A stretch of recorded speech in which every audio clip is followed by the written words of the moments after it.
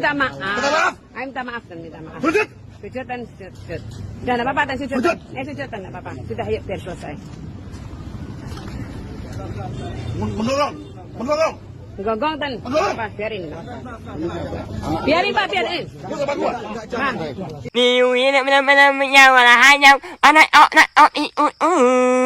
Saya Ivan Sugianto sebagai orang tua dari Excel,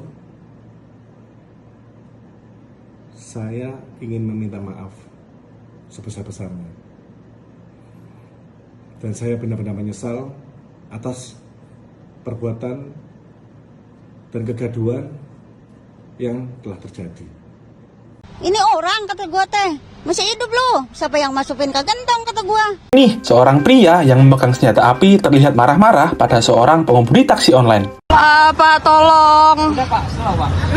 Ketika kasus Ivan ini naik ya, ikut terganggu juga dong isi tas dia ya kan. Ya itu akibat fatalnya yang bisa bikin dia nangis 7 hari 7 malam ya.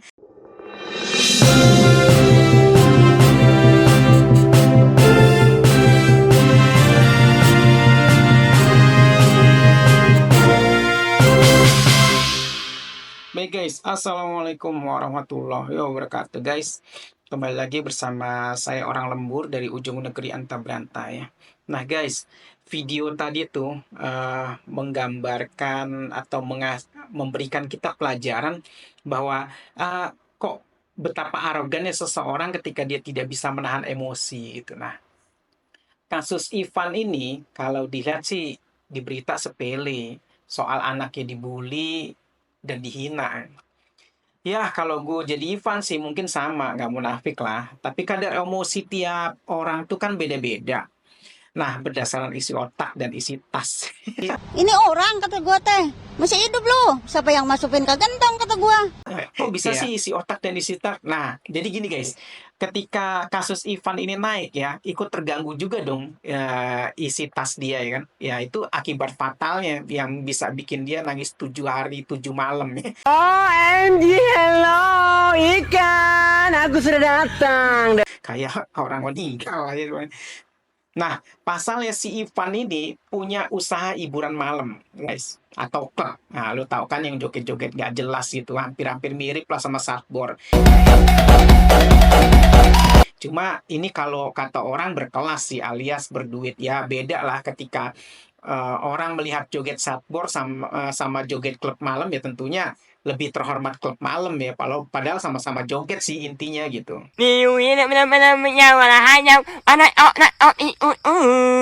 Si video si Van ini ya nyuruh si pembuli anaknya itu menggonggong dan bersujud ya. Maka kasus ini jadi makin menarik ya perhatian publik. Bikin netizen tuh gerah lah pengen hantem arogansinya si Ivan ini. Dan beberapa waktu lalu trending juga di Twitter ada pengusaha yang namanya John LBF ya. Udah ngawal kasus Ivan ini dan nggak suka juga dengan arogansinya si Ivan ini. Itu memang udah di luar batas nalar manusia sih.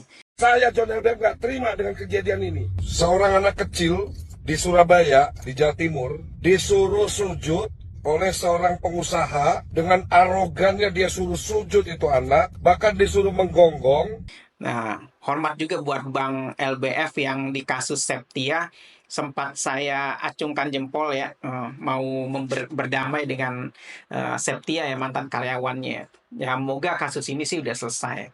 Semoga aja Bang John berbesar hati dan memang hebat lah Bang John ya. Nah, ya guys, namanya juga marah membuat sial, sikap begini sih bikin kantong si Ivan kempes 7 lubang kayak pengemis di pinggiran. Lu tau lah kan, kalau pengemis pinggiran kantongnya kayak gimana gitu kan. Udahlah masuk penjara, usaha lo disikat, harta lo diganggu, ya. Emang sial banget ya, lo ya Ivan. Nah, kalian tahu nggak sih kalau PPATK itu udah blokir rekening usahanya si Ivan ini ya, hingga mungkin rekening usahanya, mungkin rekening kantornya juga, rekening perusahaannya lah segala macam lah mungkin ya.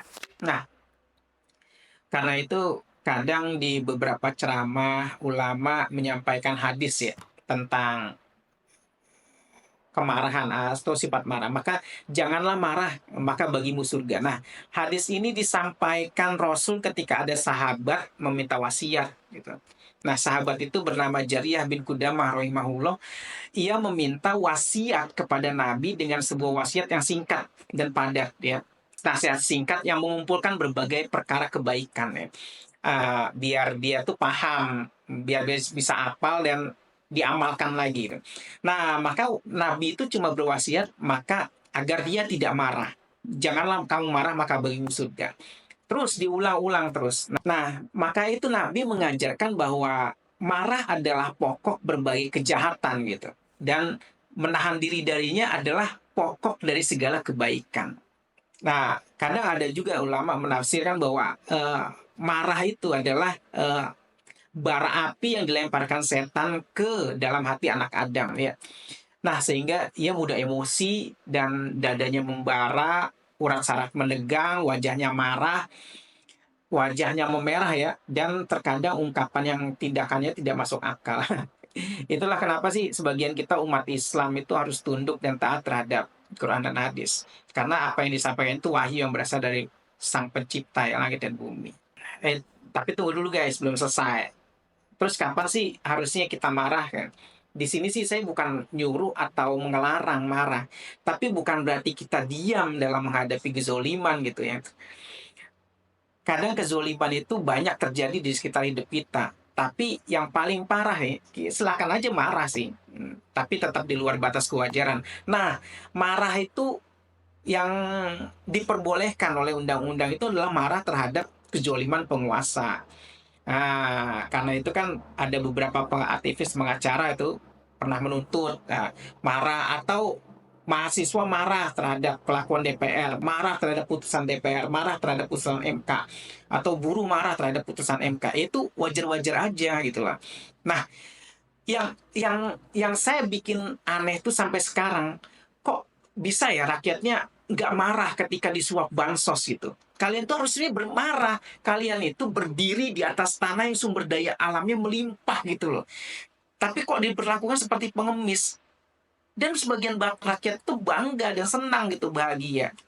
Kadang nggak habis pikir sampai sekarang, kok ada ya rakyat yang begitu bahagianya terima bansos, happy-happy. Bahkan ada yang sampai bansos itu, terima uang bansos, dia dijual untuk pakai judi online. Ya, saya berpikir sampai sekarang, apa jangan-jangan kebodohan itu terus dipelihara ya? Agar ya mereka-mereka itu penguasa itu atau oligarki itu bisa bebas merampok negara gitu. Kalau teman-teman yang cerdas bisa komentar di bawah.